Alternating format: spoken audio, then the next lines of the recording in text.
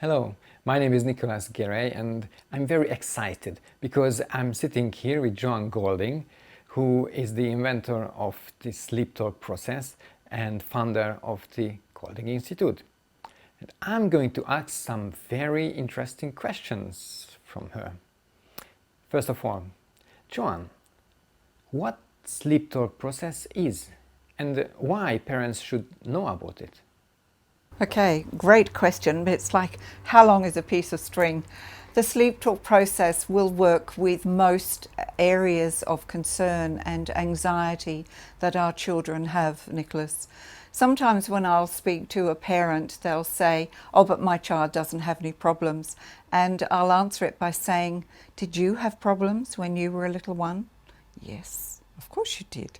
Did you share them with your parents? No. So I say, well, that's the reason why SleepTalk is so good, because it's not about the parents knowing what the issues are with a little one. It's about giving empowerment to the parents to be able so that they can help and assist their own children. And it takes 2 minutes a night, and it allows the parents to become involved in the support of their child.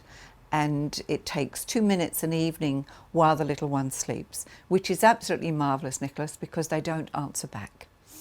They're not aware that you're working with them because with the procedural format, which is very structured, it's about accessing the deep subconscious mind of the little one while they still sleep. So I call it the top hat theory. You actually, as a parent, you actually walk in after the little one's gone to sleep, and with a specific process, you actually gain the awareness of the subconscious mind without awakening the conscious brain. And that continues to carry on in what land and dream and whatever. But as the parent, they know that they can actually impart some loving thoughts and loving statements, very simplified loving statements, to the subconscious mind of their child, so that when they awaken in the morning, they, number one, have no awareness in most cases that the parent has been doing the SleepTalk for children, and secondly, they awaken with a more happy mindset, more confident, more able to deal with their world, whatever that world might be. It is very interesting indeed. But what if I'm a good parent? I'm sure most parents are. And I tell just nice things for my child, and I'm looking after him, and I tell him I love him, and all of the things. Should I still need that 2 minutes every evening? That's fantastic, but not everybody does. You cannot be with your little one 24/7. So the moment that they walk out of your environment, they are subjected to the negativities and the bullying and the distress of the world, and you're not there to protect them. So if you have an opportunity to assist them to develop a positive I'm okay attitude that allows them to deal with their world, then I think that's a major bonus. So this way I can correct all the bad things that the teachers, the bigger children, the neighbors taught him throughout the day. Yes. Statements like, for instance, when you have siblings, oh, you're not as big as I am, you can't do that, you wait until you're older, or you're not as good as your brother or your sister, oh gosh, you'll never amount to anything if you continue to be so naughty. Statements like this, Vandermeer, who is a psychologist in America, has got some fantastic 10 important statements that he talks about that parents, you and I, have said to our child. There is not one parent in this world that can say, I have never said a negative thing to my child. And unfortunately, what most parents don't know is that every single thing that has ever been said, whether it's from themselves or their brother or the auntie or the teacher or the therapist, has been remembered in the deep subconscious mind. And if it's repeated enough, then it becomes the default programming and the belief of the child. Doesn't necessarily have to be true for it to be believed, because the conscious critical analysis has not yet formed with most of our children until the ages of about 7 or 8. They are subjected to whoever is an authority over them. And parents are, yes, but parents aren't always there. And many, many parents, and I was one of them, that really didn't understand initially how powerful words are. There was an old saying years ago, "Sticks and stones may break my bones, but words will never harm me." How wrong was that? Is it really possible that only 2 minutes can override all bad things of the day? Yes. Well, it's not really 2 minutes. The process takes 2 minutes, Nicholas, but it's about consistency, and it's about repeating the foundation statements on an ongoing basis every evening for at least 3 months. Let me give you an example. A child, say a 5 or a 6-year-old, has been at school and been bullied and comes home with a very negative "I'm not okay" belief structure, unbeknown to the parents, because most parents do not know what goes on in a child's world as much as we would like to think we do. So this little one has gone to sleep with this horrendous belief of "I'm not okay, I'm being bullied, I'm upset, I'm frightened, I don't want to go to school," whatever. And as they drift, the brainwave frequency drifts down through beta, which is where you and I are at, through to alpha, which is that beautiful stage of "I'm going to sleep" or "I'm waking up," through to theta, where prior to moving down into the delta, where the mind recovers and the body heals. It's about a 90-minute cycle during sleep. The SleepTalk process allows the parent to give positive statements to the mind of the child as that brainwave frequency is going from alpha through to theta. So the negative statements on the one hand are there already, just waiting to drop down into the computer, and the parent comes in with positive statements. Those positive statements sit alongside and blend and merge with the previously negative experiences, thought, feeling, reactions of the day, and then the positive and the negative go down together. So on a consistency basis, eventually the positive statements will override the energy of the negative ones, because nothing can be eliminated, but we can change the emotion and the energy of those negative statements.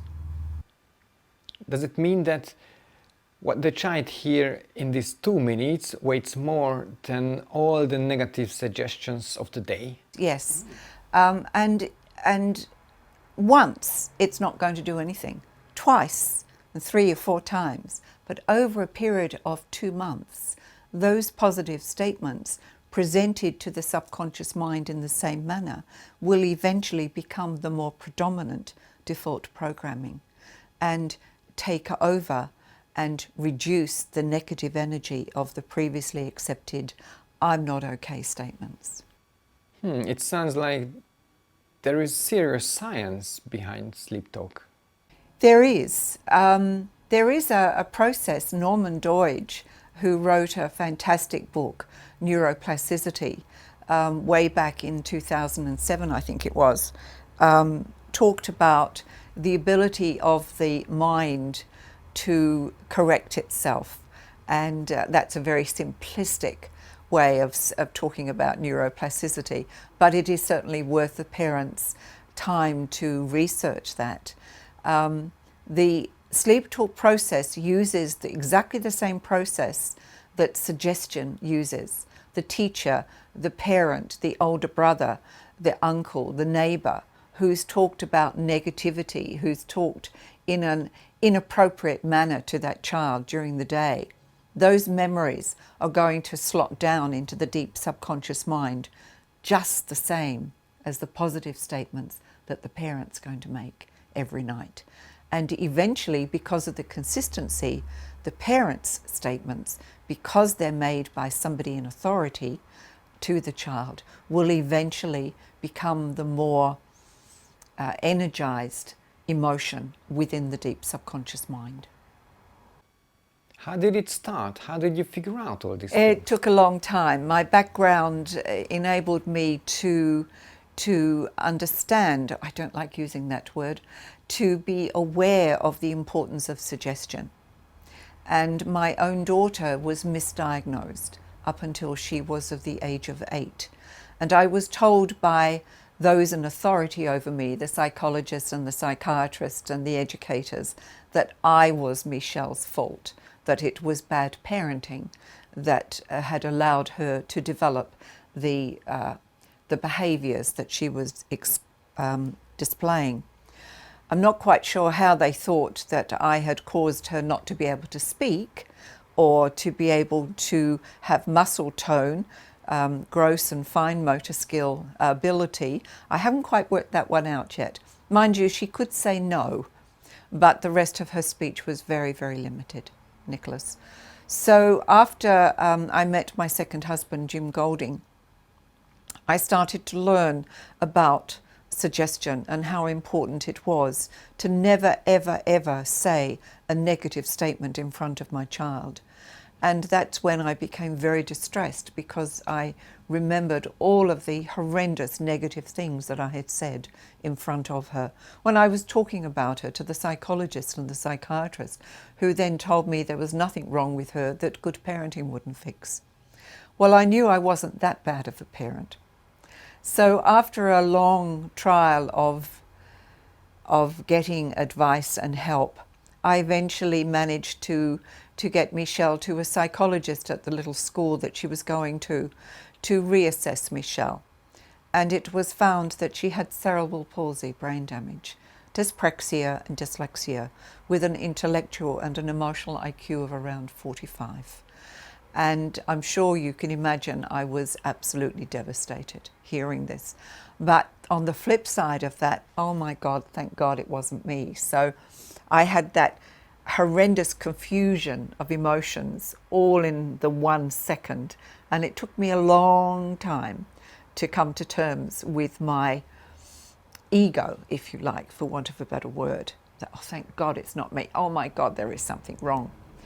So it took about 2 years for my late husband, Jim Goulding, and I to develop a process, because we knew Michelle had the capacity to speak. We knew from some experiences that we had that she had memory. And we knew if that memory was stimulated, she would try to discuss that memory. So it's a long, long story, so I know we only have a few moments, but around about this time, this was in the 70s, when Michelle was about 8 or 9.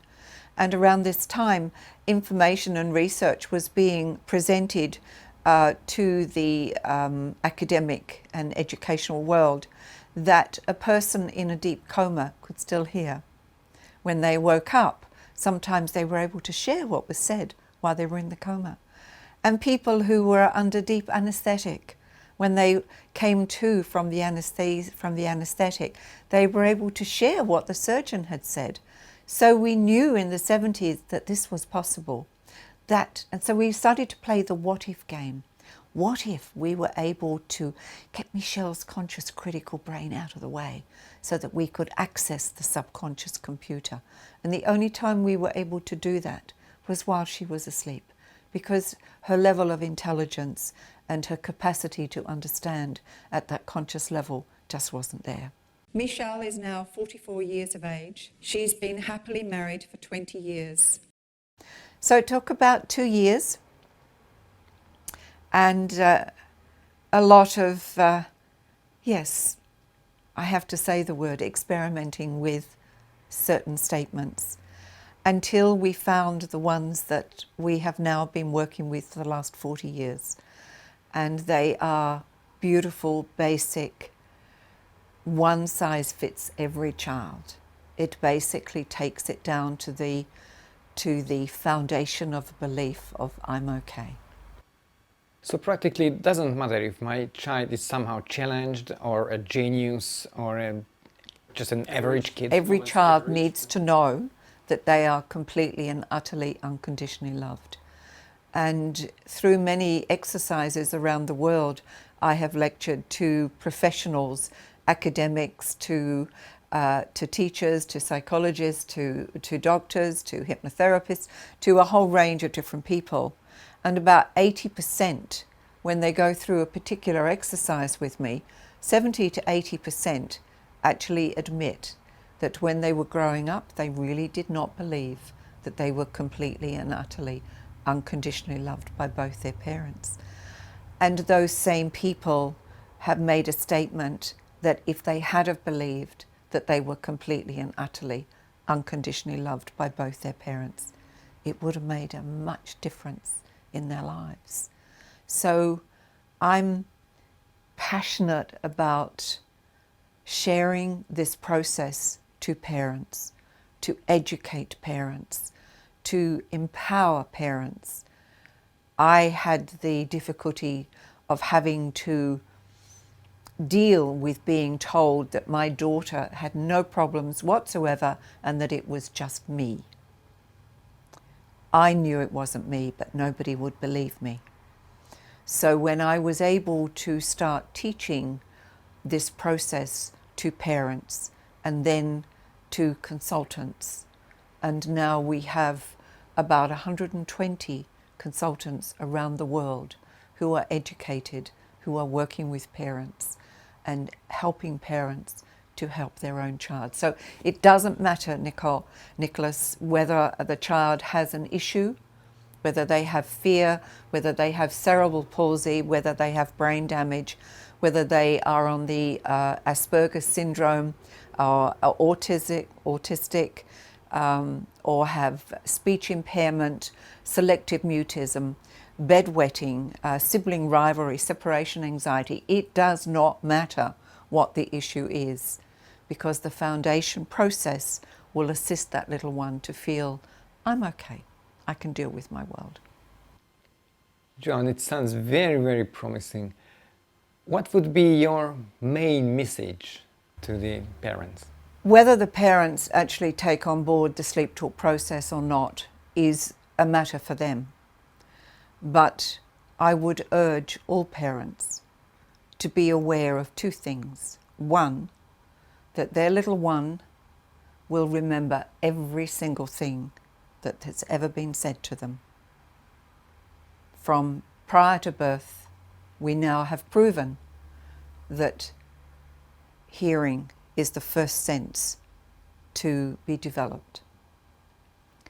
We know that the subconscious mind is a magnificent computer and will remember every single thing, all the thought, feeling, reactions that went with that hearing, and they will remember that for life. So, if nothing else, I do hope that parents will take on board, not necessarily what I've said, because this is my truth, not necessarily theirs, to research what I've said. And is it possible for them to correct any negative statements that they give to their child? Because those negative statements are going to be remembered for life. And it's so easy to change. Thank you, Joane. It was very, very lovely to talk to you. My absolute pleasure. And please visit www.sleeptalkchildren.com or www.sleeptalkchildren.hu for the Hungarian version. See you later.